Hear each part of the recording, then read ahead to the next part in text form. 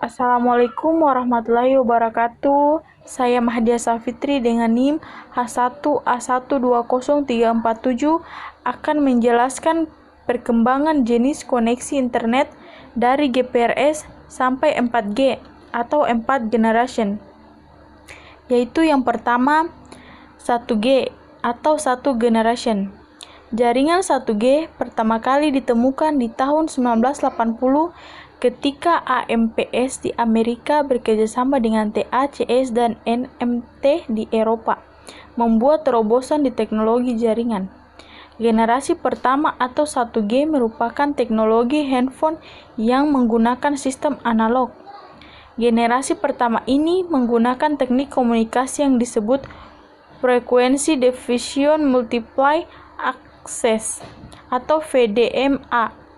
Teknik ini memungkinkan untuk membagi-bagi alokasi frekuensi pada suatu sel untuk digunakan masing-masing pelanggan di sel tersebut, sehingga setiap pelanggan saat melakukan pembicaraan memiliki frekuensi sendiri.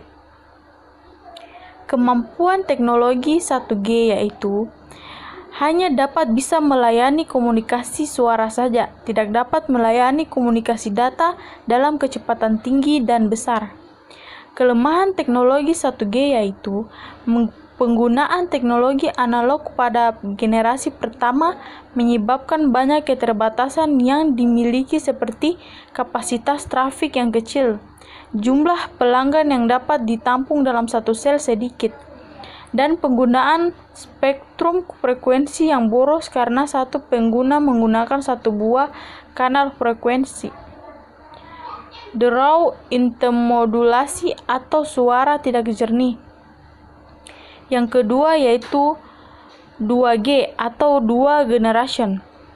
Pada awal tahun 90-an, untuk pertama kalinya muncul teknologi jaringan seluler digital yang hampir bisa dipastikan memiliki banyak kelebihan dibandingkan dengan teknologi jaringan analog atau 1G. Seperti suara lebih jernih, keamanan lebih terjaga, dan kapasitas yang lebih besar. GSM muncul terlebih dahulu di Eropa, sementara Amerika mengandalkan DAMPS dan Qualcomm CDMA pertama mereka. Kedua sistem ini, GSM dan CDMA, mewakili generasi kedua 2G. Dari teknologi jaringan nirkabel dan juga kenyataannya bahwa generasi pertama mulai menghilang satu dekade yang lalu sehingga harus ada generasi yang baru.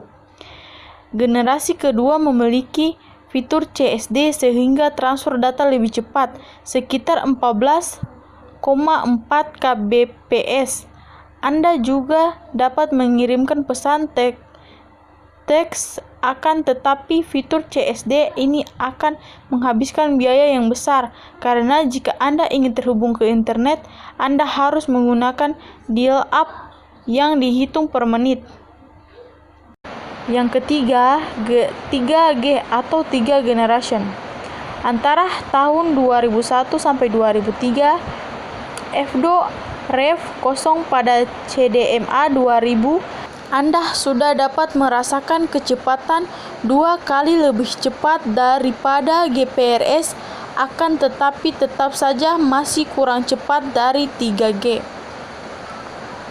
Kemampuan teknologi 3G yaitu memiliki kecepatan transfer data cepat 144 kbps sampai 2 mbps, sehingga dapat melayani layanan data broadband seperti internet, video on demand, musik on demand, games on demand, dan on demand lain yang memungkinkan kita dapat memilih program musik, video, atau game semudah memilih channel di TV.